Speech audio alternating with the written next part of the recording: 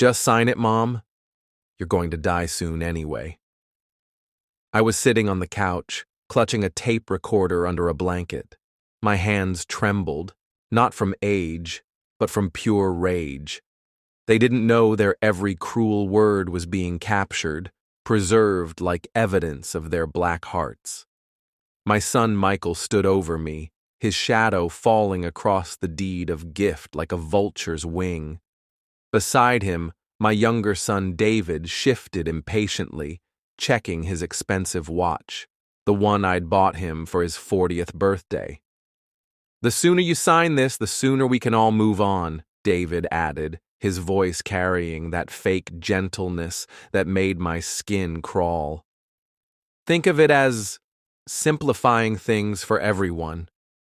I looked up at their faces I'd kissed when they were babies, faces I'd worried over through fevers and scraped knees and broken hearts. Now they stared down at me like I was already dead, like I was nothing more than an obstacle between them and my money. Under the blanket, I pressed the record button harder, making sure every syllable was caught. And it all started with the day I realized I was alone in this world. Or so I thought.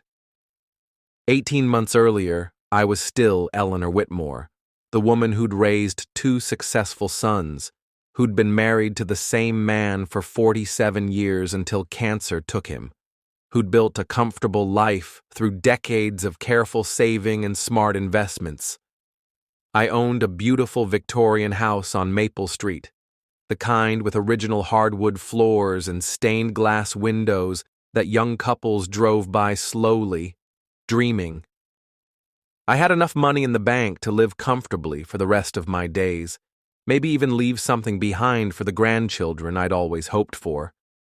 The grandchildren that never came because my sons were too busy with their careers, too important for families of their own. After Harold died, the loneliness crept in like winter fog. The house felt enormous and empty. I'd catch myself setting 2 places at dinner, forgetting for just a moment that I was eating alone again. The silence was suffocating. No more of Harold's terrible jokes at breakfast, no more arguing about which TV show to watch, no more warm body beside me in our king-sized bed. That's when Michael first suggested I might need help.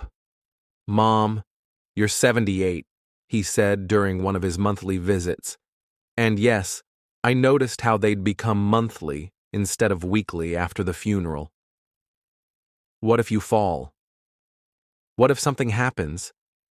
David and I worry about you rattling around in that big house all by yourself." I should have heard the calculation in his voice then, should have noticed how his eyes swept over my antique furniture, my jewelry boxes, the family photos in their silver frames. But I was grieving and lonely, and I mistook his concern for love. "I'm fine," I told him.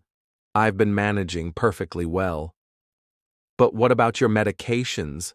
Remember last week when you forgot to take your blood pressure pills?" I had forgotten once. One time in 6 months, and somehow he'd turned it into evidence of my declining mental state. "Everyone forgets things sometimes, Michael." "Not everyone is pushing 80, Mom." He leaned forward, his expression so earnest, so caring. "We just want what's best for you. Maybe it's time to think about alternatives." The alternatives he suggested ranged from assisted living facilities to hiring full-time help.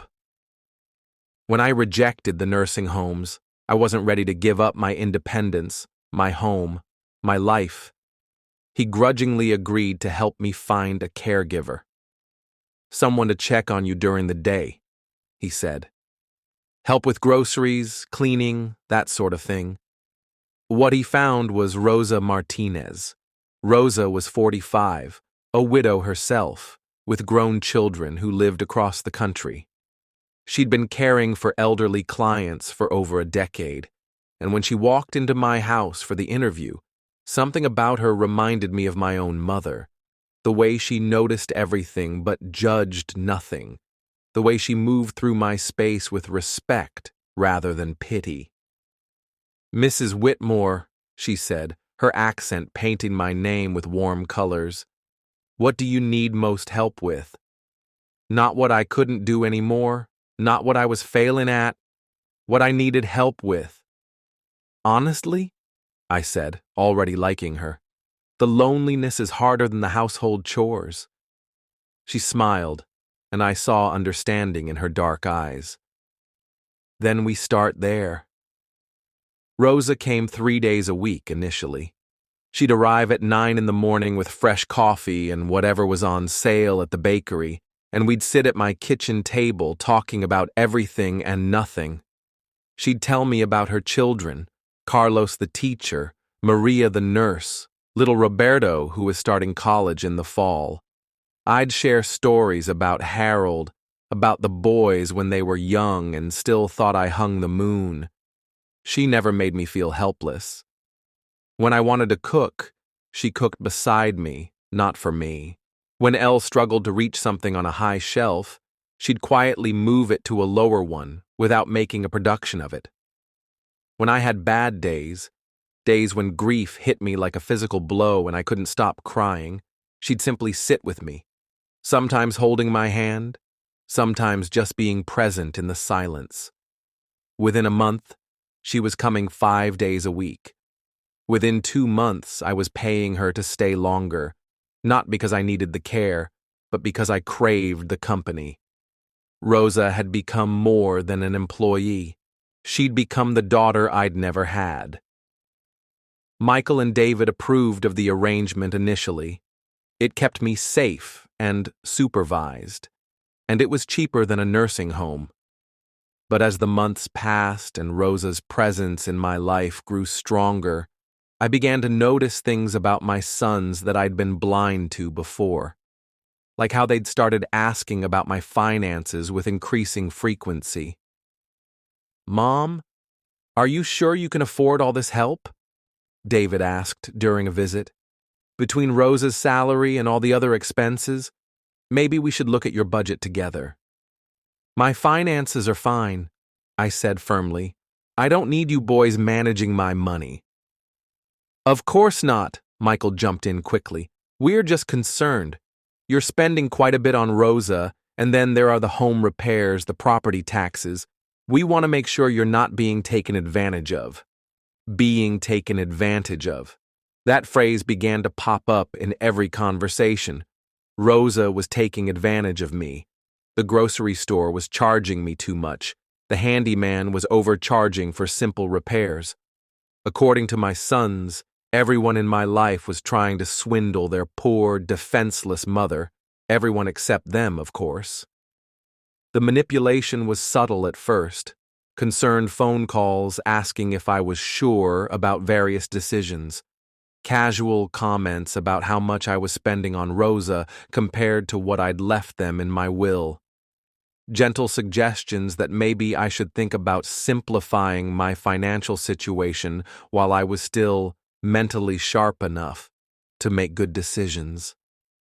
Then Rosa told me something that changed everything. "Mrs. Eleanor," she said one afternoon as we tended to my small garden together, "I think your son was asking the mailman about your mail delivery." "What do you mean?" "Yesterday, when I was coming up the walk, I saw him talking to Mr. Peterson. When he saw me, he looked uncomfortable." Mr. Peterson looked confused.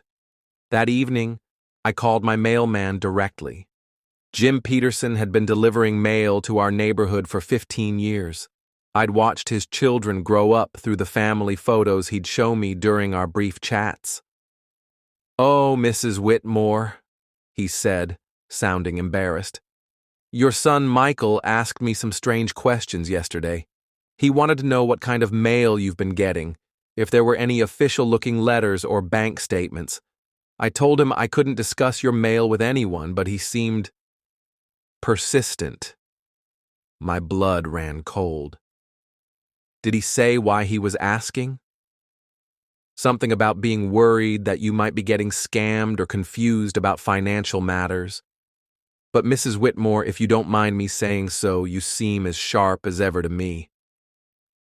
That night, I couldn't sleep.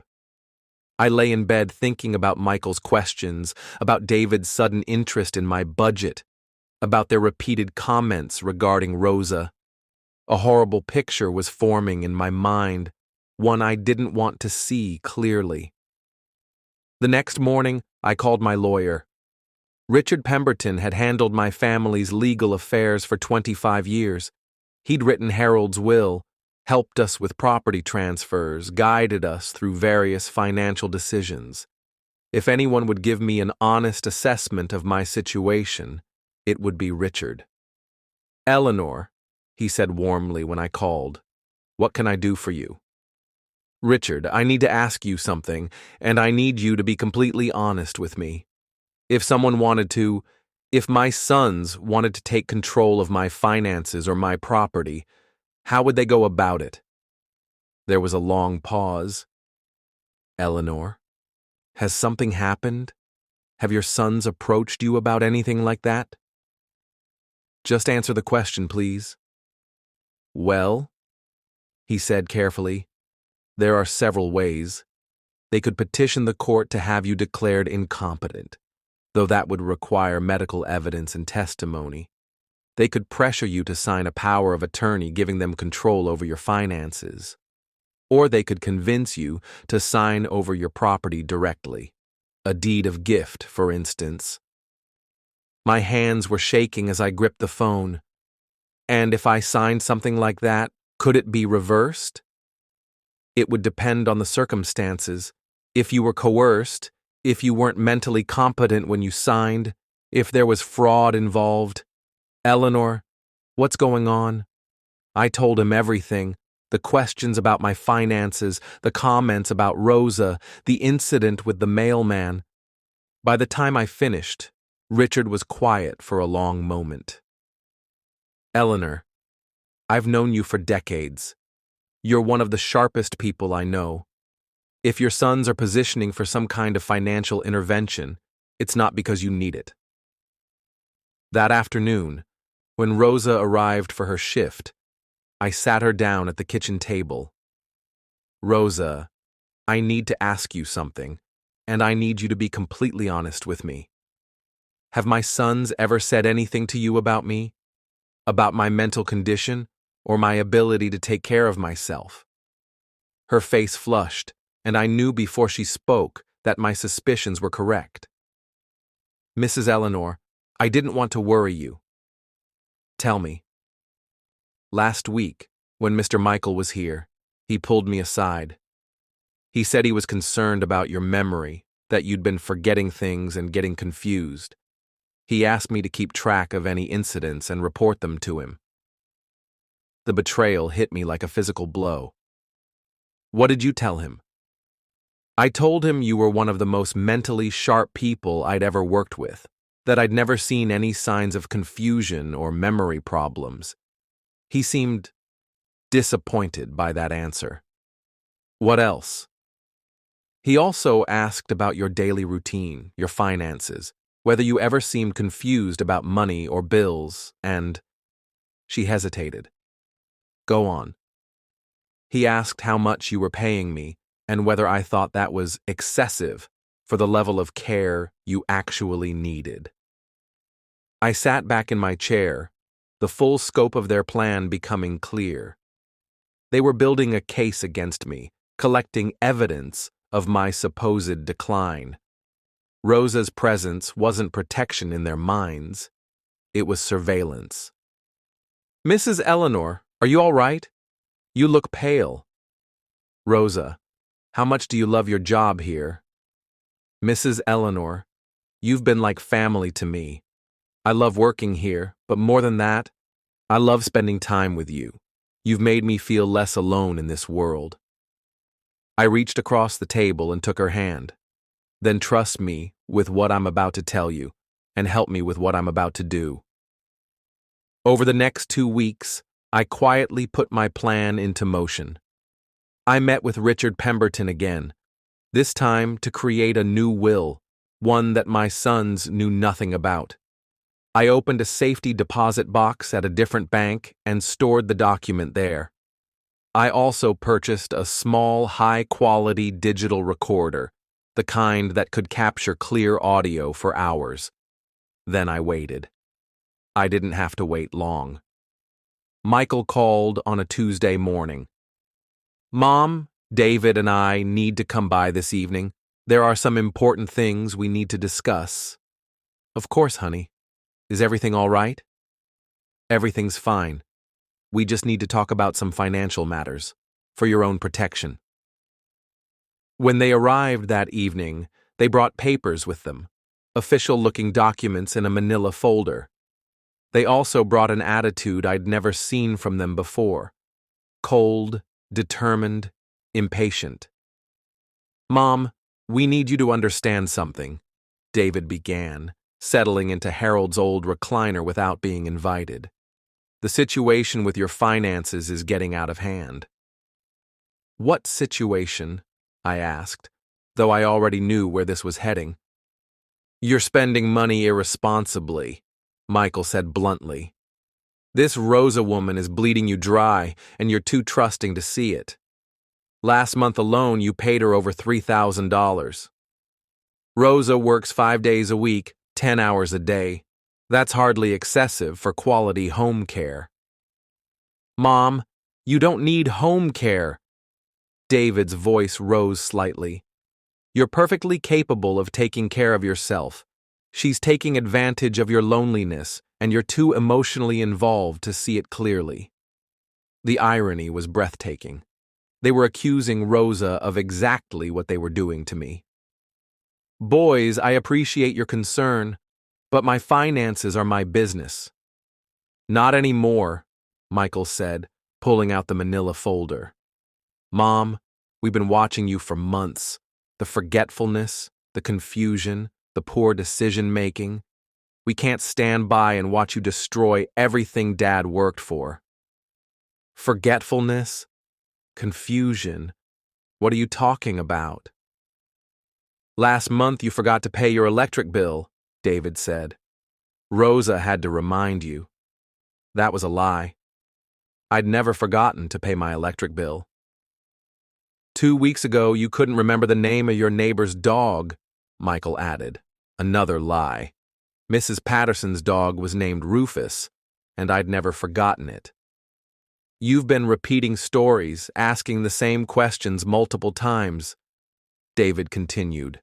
"Lie after lie after lie, each one delivered with such conviction that for a moment I wondered if I was losing my mind. But then I remembered Rosa's confused face when Michael asked her to report my incidents, and I realized they were simply manufacturing evidence." "Even if any of that were true," I said carefully, "I don't see how it affects my ability to manage my own money." "Mom, you're not managing it," Michael said. "You're throwing it away, on Rosa, on unnecessary home repairs, on impulse purchases. At this rate, there won't be anything left." "Left for whom?" I asked quietly. The question hung in the air like smoke. David shifted uncomfortably, and Michael's jaw tightened. "Left for your care," Michael said finally. "What happens when you really do need full-time assistance? What happens when you need medical care that insurance won't cover? You're spending your safety net on luxuries." "Rosa isn't a luxury. She's an employee, Mom, and you're paying her like she's family." The contempt in his voice when he said family told me everything I needed to know about how they viewed their relationship with me. "Which brings us to why we're here," David said, pulling papers from the folder. "We've prepared a deed of gift that will transfer ownership of this house to Michael and me. We'll take over the financial management, make sure the bills are paid, handle the maintenance and repairs." "And Rosa?" I asked. "Rosa's services will no longer be necessary," Michael said. "We'll hire someone more appropriate when and if you actually need care." I looked down at the papers they'd placed in front of me. The deed of gift would transfer my house, my home of 35 years, worth nearly $500,000, to my sons for the grand sum of $1. At the bottom of the page, there were lines for my signature. Under my blanket, I found the record button on my hidden device and pressed it. "I don't understand," I said, keeping my voice deliberately shaky and confused, playing into their narrative of my declining mental state. "You want me to give you my house?" "We want to protect your house," David corrected. "This way, if you ever need Medicaid for long-term care, the house won't be counted as an asset. We're saving you from losing everything." "But where will I live?" "You'll live here, of course," Michael said. "Nothing changes for you day to day. We'll just be the legal owners, handling all the responsibilities and expenses." "What about after I die?" "After you die, the house will already be ours, so there won't be any complicated probate issues," David explained. "Everything will be simple and clean. Simple and clean for them. They'd get my house without paying taxes on an inheritance, and they'd get it while I was still alive to make sure I couldn't change my mind." "I don't know," I said hesitantly. "This seems like a big decision. Maybe I should talk to Richard Pemberton first." "Mom, lawyers just complicate things," Michael said quickly. "They charge enormous fees for simple transactions like this. We've already had everything prepared properly. All you need to do is sign." "But what if I want to sell the house someday? What if I want to move?" "Why would you want to move?" David asked. "You've lived here for decades. This is your home." "But legally, it would be your home." "Legally, yes, but practically nothing changes for you," Michael insisted. "Mom, we're trying to help you here. We're trying to protect everything you and Dad built together." The manipulation was masterful. They were framing their theft as protection, their greed as love. If I hadn't been recording every word, I might have almost believed them myself. "Rosa thinks I should keep the house in my own name," I said, just to see their reaction. The temperature in the room seemed to drop 10 degrees.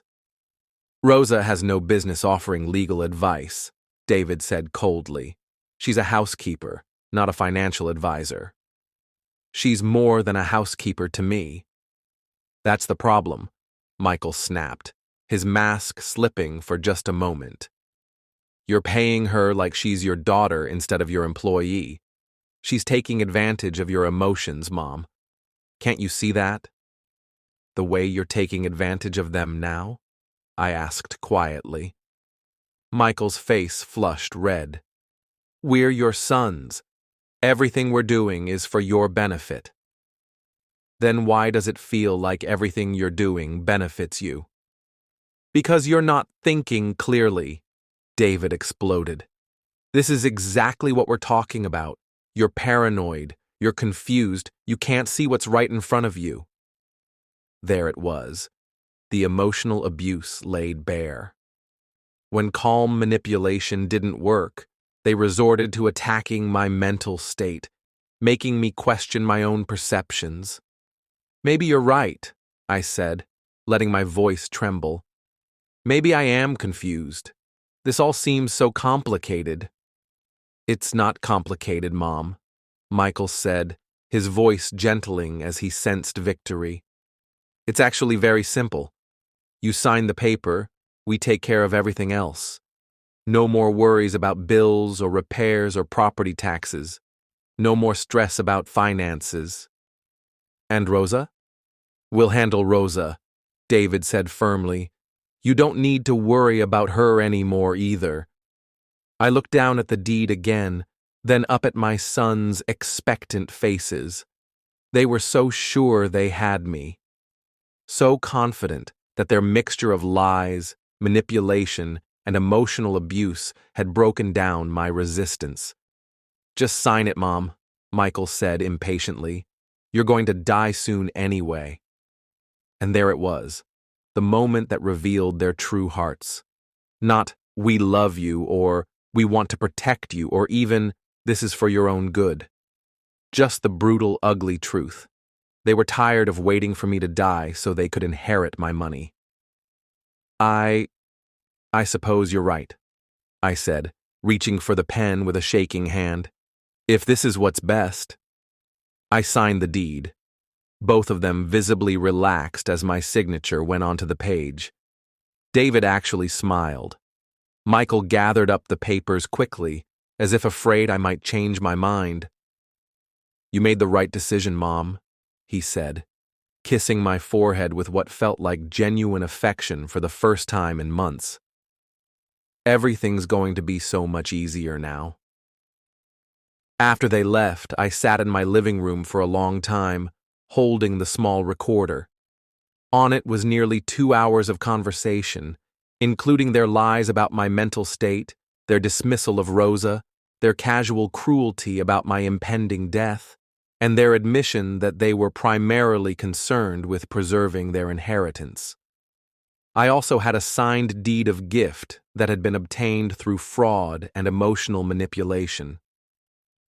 The next morning, I called Richard Pemberton. Richard, I need to see you immediately, and I need you to recommend the best litigation attorney you know. 3 days later, I was sitting in the office of Margaret Chen, one of the most respected elder law attorneys in the state. I played her the recording and showed her the deed. Mrs. Whitmore, she said when the recording ended, this is one of the clearest cases of elder financial abuse I've ever encountered. Your sons used lies, manipulation, and emotional coercion to defraud you of your property. Can we invalidate the deed? Oh, we can do much better than that. We can file criminal charges for elder abuse and fraud. We can also file a civil suit for damages, emotional distress, the cost of legal representation, punitive damages for their deliberate misconduct. I don't want their money, I said. I just want my house back, and I want to make sure they never do this to anyone else. Then we'll focus on invalidating the deed and establishing a legal precedent. But Mrs. Whitmore, I have to ask, what do you want to happen to your property when you do pass away? I smiled. I've already taken care of that. The legal proceedings took 6 months. During that time, Michael and David were confident they'd won. They started talking about renovations they wanted to make to the family property. David even brought a realtor by to give him an estimate of the house's current market value. They had no idea that every conversation with that realtor was being recorded too, evidence of their intent to profit from their fraud. The court date was set for a Tuesday morning in November. I arrived with Margaret Chen, Rosa, and a folder full of evidence. Michael and David arrived with their own lawyer, looking relaxed and confident. They weren't relaxed for long. Your Honor, Margaret began, we're here today to invalidate a deed of gift that was obtained through deliberate fraud and elder abuse. She played the recording. In the silent courtroom, my sons' voices echoed with damning clarity. Their lies about my mental state, their dismissal of my concerns, their callous comment about my impending death. Most damaging of all, their own recorded voices discussing how to manage me and handle Rosa, treating me like an obstacle to overcome rather than a person to respect. Michael's face went white as his own words played back to him. Just sign it, Mom. You're going to die soon anyway. David actually tried to object, claiming the recording was made without their consent.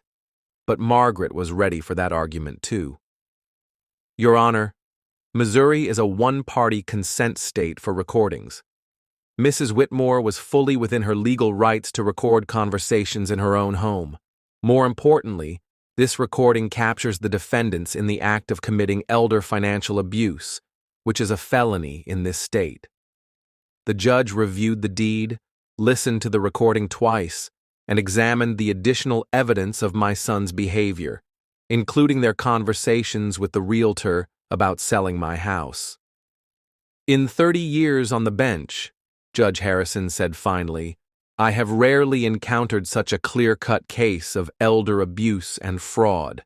The defendants systematically lied about their mother's mental condition, used emotional manipulation and coercion to pressure her into signing over her property, and showed callous disregard for her well-being and dignity. He looked directly at Michael and David. Your behavior toward your mother is not just legally reprehensible, it's morally unconscionable. The deed was invalidated immediately. The judge also issued a restraining order preventing my sons from contacting me or coming within 500 feet of my property without my explicit consent. But I wasn't done yet. Your Honor, Margaret said, Mrs. Whitmore would like to make a statement. I stood up slowly, looking directly at my sons for the first time since the hearing began. Michael, David, you are no longer my sons. You tried to steal my home, my independence, and my dignity. You lied about my mental condition, manipulated my emotions, and treated me like a burden instead of the woman who gave you life and raised you with love. Michael started to speak, but I held up my hand. But your worst crime wasn't against me. It was against Rosa Martinez, a woman who has shown me more genuine love and care in 18 months than either of you have shown me in years. You dismissed her as a gold digger and a manipulator, when in reality, she's been the best thing in my life since your father died. I reached into my purse and pulled out a copy of my new will, which is why Rosa Martinez will inherit everything I own when I die. My house, my investments, my jewelry, my bank accounts, all of it will go to the woman who treated me like family when my actual family treated me like a burden. The color drained from both their faces as the full scope of their defeat became clear. They hadn't just lost their fraudulent claim to my house, they'd lost their inheritance entirely. Mrs. Whitmore, the judge said gently, are you sure about this decision? Your Honor, I've never been more sure of anything in my life. Rosa has earned every penny through her kindness, her respect, and her genuine love. My sons have earned nothing but my disappointment. As we left the courthouse, Michael and David tried to approach me one final time. Mom, please, Michael called out. We can work this out. We made mistakes, but we're still your sons. I turned to face them one last time. You stopped being my sons the moment you decided I was worth more to you dead than alive. Rosa is my family now. She's the daughter I always wanted and the caregiver I actually needed. You two are nothing to me now but strangers who share my DNA. You can't be serious about the will, David pleaded. We're your blood. She's just what, David? Just someone who loves me without expecting anything in return? Just someone who treats me with respect and dignity? Just someone who makes me feel valued instead of burdensome? They had no answer for that. Goodbye, boys. I hope someday you learn the difference between love and greed, but I won't be around to see if you do. Rosa was crying as we walked to the car, tears of shock, disbelief, and overwhelming gratitude. Mrs. Eleanor, I can't accept this, she said. I didn't work for you expecting anything like this. I know you didn't, I said, hugging her tightly. That's exactly why you deserve it. That was 6 months ago.